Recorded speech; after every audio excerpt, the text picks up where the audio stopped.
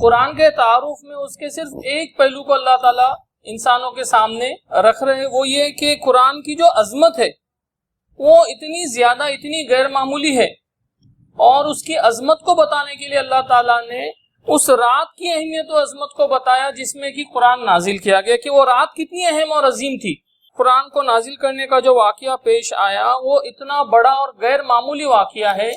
کہ پورے انسانی تاریخ میں ہزاروں سال تک اگر آپ کوئی بڑے خیر کے واقعات کو جمع کریں گے تو اتنا بڑا کوئی واقعہ رونما نہیں ہوا۔ مطلب اگر ہم ایک ترازو لیں گے، ترازو، اور ترازو پہ 1000 مہینوں کی راتوں کے اندر جو اچھے کام ہیں ان کو رکھیں گے، اور صرف اس ایک رات میں جو کام ہوا تھا قرآن کو نازل کرنے کا اگر اس کو رکھیں گے تو یہ جو قرآن کو نازل کرنے والا جو کام ہے وہ ان سارے خیر کے اوپر کیا ہوں گے، بھاری ہو جائے گا اور وہ ہلکے معلوم پڑے۔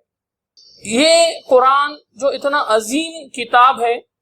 جس معاشرے نے بھی اس کو اختیار کیا یا جن افراد نے بھی ان کو اختیار کیے، ان کے اندر ایک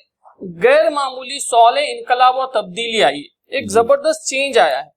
اجتماعی زندگی میں اگر ہم دیکھتے ہیں تو لوگوں کی جو معیشت ہے، معاشرت ہے، سیاست ہے، وہ پوری کے پوری جو ہے وہ بدل گئی۔ ہم جانتے ہیں کہ اللہ کے رسول صلی اللہ علیہ وسلم کی حیات میں صرف 23 سال کے اندر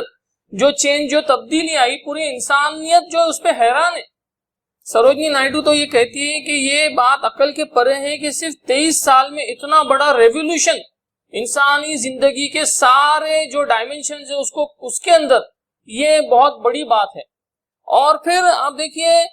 یہ جو تبدیلی سماج میں آئی کہ وہاں پہ عورتوں اور غلاموں کے سلسلے میں جو ان کے جو مقام تھے اس کو جو اٹھایا گیا، تا قیامت تک ایسا چینج، ایسی تبدیلی کوئی سماج میں نہیں آئی۔ اور پھر انفرادی سطح پہ بھی ہم دیکھتے ہیں کہ قرآن جب کسی شخص کے دلوں کے اندر جاگزیر ہوتا ہے تو اس کے اندر جو تبدیلی آتی ہے وہ یہ کہ انسان اندر سے بھی بدل جاتا ہے اور باہر سے بھی بدل جاتا ہے۔ اور سب سے اہم بات یہ ہے کہ جس فرد کا تعلق قرآن سے جتنا مضبوط ہوگا اس کا مقام، اس کا مرتبہ اتنا بلند ہوگا۔